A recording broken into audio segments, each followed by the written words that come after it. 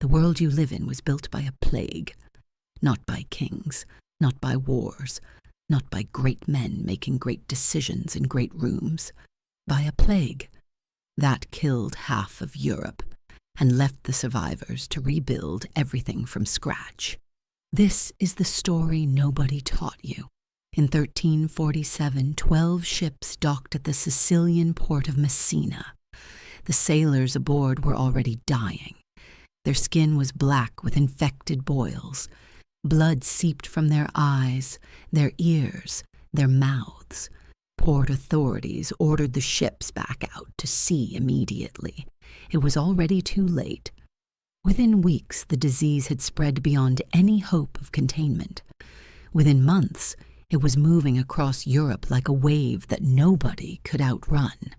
Within 5 years, somewhere between 30 and 60% of Europe's entire population was dead. Let that number sit for a moment. In some cities, it was worse. Florence lost 60% of its people. Venice lost 70%. Some villages were wiped out entirely. Entire family lines ended. Streets that had been full of life were silent. Churches couldn't bury the dead fast enough. Bodies were piled in mass graves, stacked like firewood, left in fields because there was nobody left to carry them. The medieval world didn't just suffer, it shattered.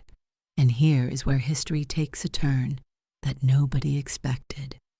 Before the Black Death, Europe was locked in a system called feudalism. Lords owned the land. Peasants worked it. In exchange for their labor, peasants received protection. That was the deal. And it had been the deal for centuries. There was no negotiating it. There was no escaping it. You were born into your position and you died in it. The plague ended that. Overnight, there were not enough workers to harvest the crops, tend the animals, or run the estates. Lords who had spent generations treating peasants as property suddenly found themselves desperate. Fields were rotting.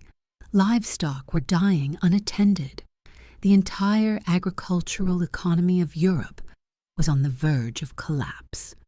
And the peasants who had survived knew it. For the first time in centuries, labor had value, real value. Negotiating power shifted from the lords to the workers. Peasants began demanding wages, demanding better conditions, demanding freedom to move from estate to estate and sell their labor to the highest bidder. Some lords refused and faced revolts. Others capitulated because they had no choice.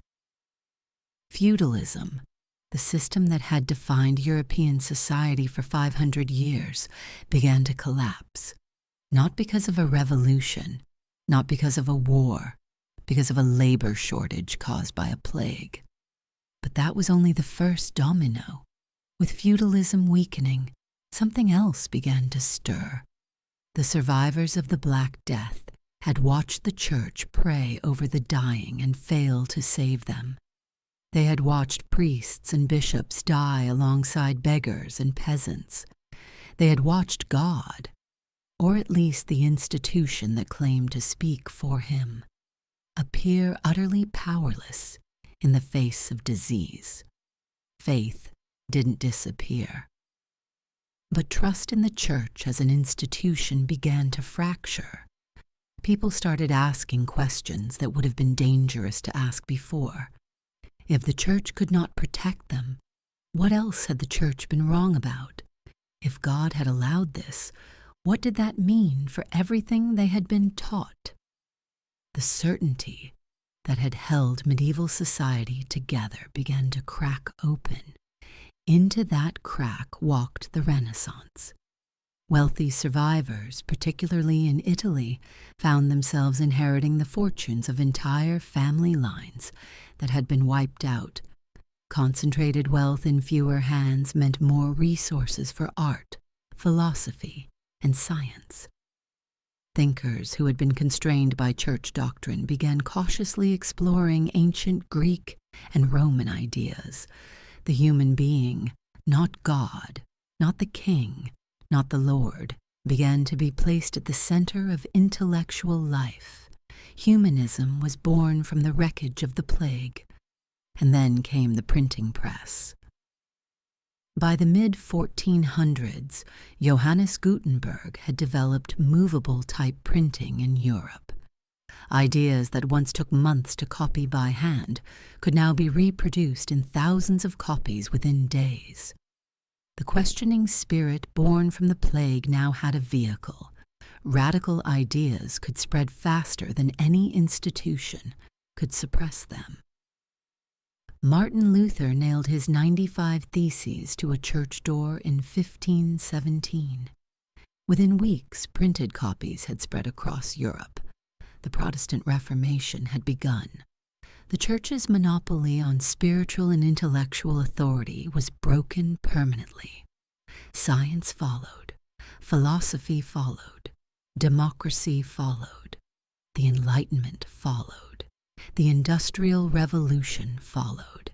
Every single one of these movements, the forces that built the hospitals, the universities, the governments, the economies, the technologies that define the world you live in today, can be traced back through a chain of cause and effect to a harbor in Sicily in 1347. 30 million people died in 5 years, and the world they left behind had no choice but to become something entirely new. The Black Death didn't just kill the medieval world, it gave birth to ours. 30 million people died so that labor could have value, so that institutions could be questioned, so that ideas could spread freely, so that you could exist in the world you exist in today. And that raises a question nobody wants to answer. If the worst catastrophe in human history was what it took to break the old world and build a better one, what does that say about the catastrophes happening right now?